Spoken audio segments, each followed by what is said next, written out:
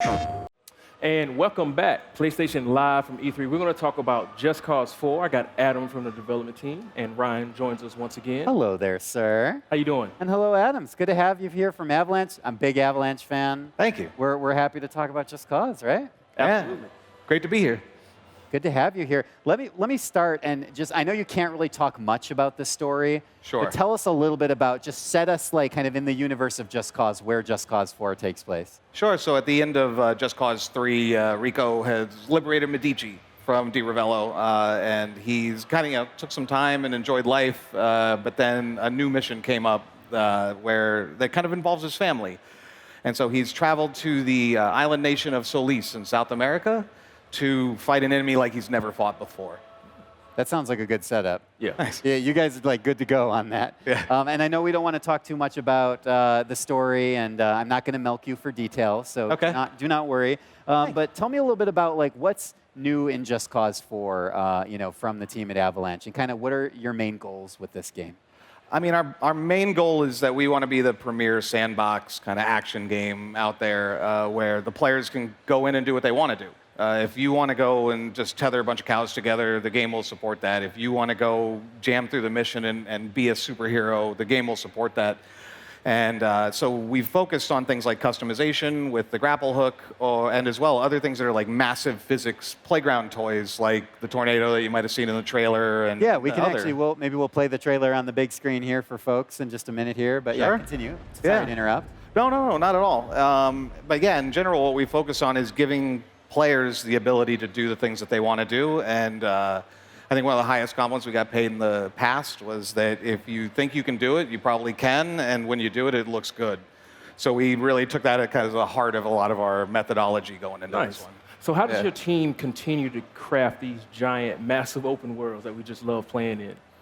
Well, we have the Apex engine. That's a kind of a new update here with Just Cause 4. That's given us certainly the physics horsepower that we need to be able to accomplish a game like this. Have a tornado lifting 747s off the ground and breaking them into pieces, and then you can tether to it and all that. Of course you can. Yeah, well, Yeah, absolutely. Of course. because.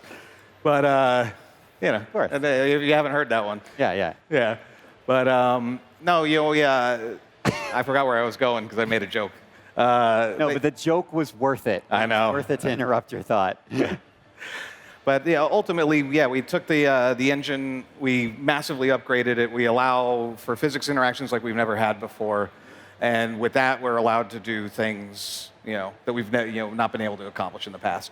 I remember that's kind of a feeling that I think a lot of Just Cause fans had, especially in the second one, that first moment that you really get to see, oh, this whole space is playable. And Yeah. your transition between ground combat, aerial combat, driving, walking, diving, parachuting, all of it, the team at Avalanche just blended that all together perfectly. And that seems like that you guys are driving that and enhancing that for this one, right? Oh, absolutely. One of the mottos at the studio is if you can see it, you can go there, and if you can go there, you can poke it, and if you poke it, it's going to react.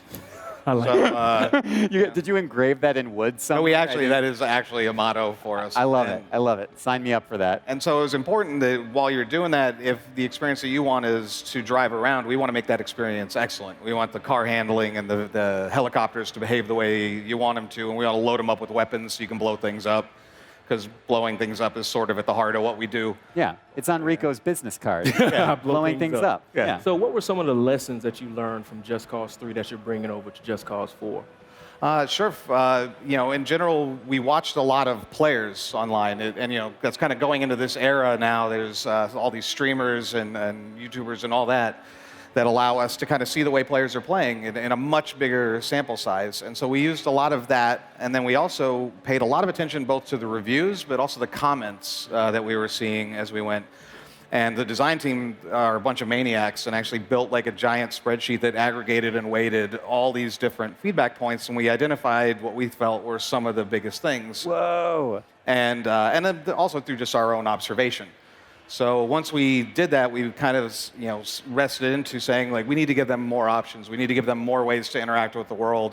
Sometimes that's the grapple hook with all the new customization that comes with it, but it's also things like vehicles that do things that we've not been able to do in the past, like a forklift that can just flip things over, or a crane, magnet crane And so we've really expanded almost everything we do and bring as much variety as possible. And that was one criticism we had, was it was kind of one world, one environment.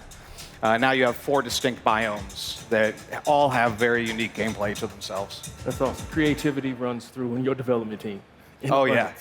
I can't believe that spreadsheet story. That's ridiculous. Yeah. No, you wouldn't believe the spreadsheet. Yeah, no, I bet it took up a lot of space. Was.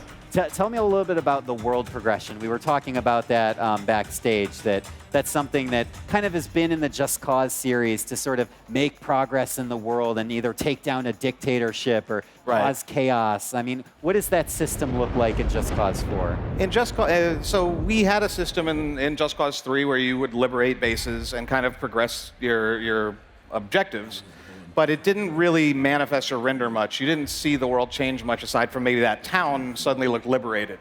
Instead, we want to give a sense that there is a war going on this time, and you are advancing that war. So we have a new frontline system where, as you progress and take over areas, you're going to see that battle continue through the world, and you'll see guys fighting against each other, and it will always be there. And so there was a perpetual frontline running across the entire world that you can go and interact with. It's not just like a piece of VFX or something. It's soldiers and tanks.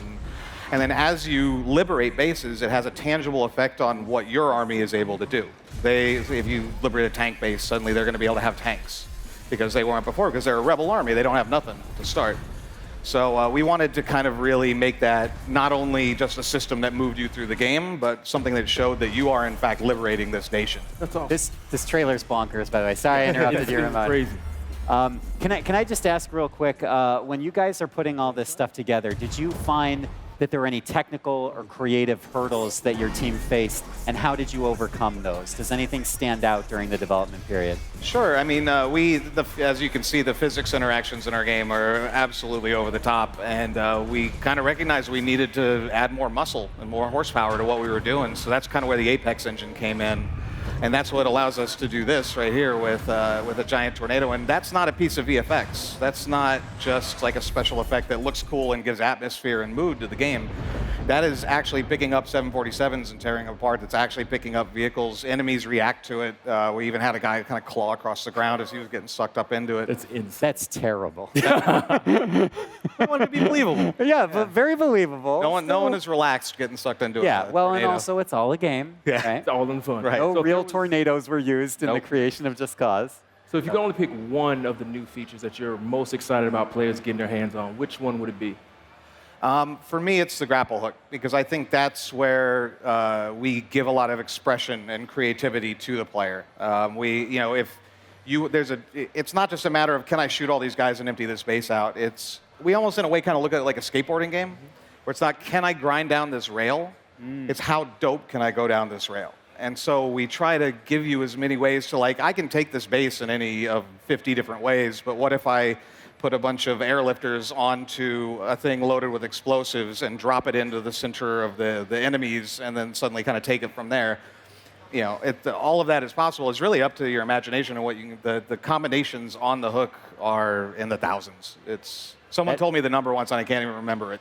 I need you to remember it right now. I know. No, but before we start wrapping up, I have to ask one more thing, and that is, of all the insane stunts that appear on YouTube for this game and on other various streaming services, do you have any that stand out or that made the team all laugh or brought everyone like, oh my gosh, a player actually did this in our game? I mean, we watch a lot of them around the office. They get sent around on nearly a daily basis. Yes, that's what I want to hear. And you see some crazy stuff, like what people were doing with the boosters on vehicles, the jumps that they were doing, like threading the needle through 2 buildings and then landing perfectly on like a terrace somewhere. You'd see stuff like that, and that's incredible. I think the one that got the most resonance from us was someone actually took shipping containers with the Magna helicopter and made Jenga. And so they made a giant shipping container Jenga, and then they started playing and pulling pieces out and seeing how long they could do that. And that was, to me, like, if we can allow that, we can allow so much more. This is the power of the Just Cause community, Adam. That is amazing. It is Ramon, amazing. what do you think, man? It looked awesome. Thank you so much. That was a deeper look at Just Cause 4, and we'll be back live at PlayStation from E3. PlayStation